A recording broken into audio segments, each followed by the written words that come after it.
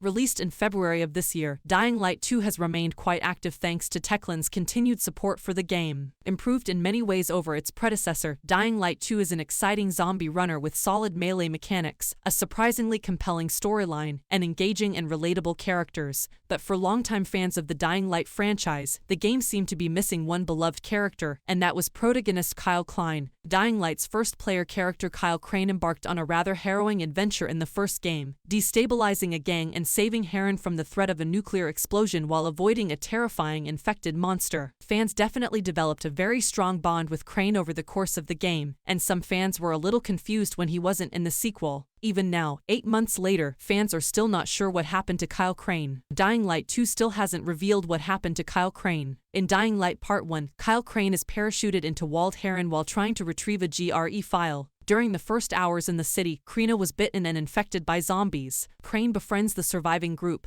and Dr. Zier injects Crane with antizin to prevent the infection. After carrying out several missions for the survivors, Klein finally found Suleiman, whose alias was Rice. After confronting Rice, Crane learns that the GRE plans to bomb the city, and after sending a message to the rest of the world with the threat of retraction, the GRE instead demands that Crane hand over Zier's research. Knowing that the GRE wanted to hide their plans to bomb the cities and weaponize the virus, Crane refused and gave the research report to Dr. Camden to try to create a cure. In Dying Light's the following DLC, Kyle Crane ventures outside of Heron and discovers a farm inhabited by people seemingly immune to the virus. A cult known as the Sons of the Sun took Crane in after he agreed to carry out a series of missions for them. During the ritual, Crane is forced to inhale a blue gas that renders him invisible to the infected. At the end of the DLC, it is revealed that this blue gas has turned Crane into a sentient, volatile infected human who is normal by day but feral by night. Players can then join the cult and bring the descent of the Sun God, which will detonate a nuclear bomb on Heron, or they can drink more blue serum to become a changeling and stop the cult. Detonating the core caused the screen to go white while Crane killed the cult leader and left the country after taking the serum, eventually returning to Heron and becoming a changeling as the screen went black. 22 years after the events of the first game,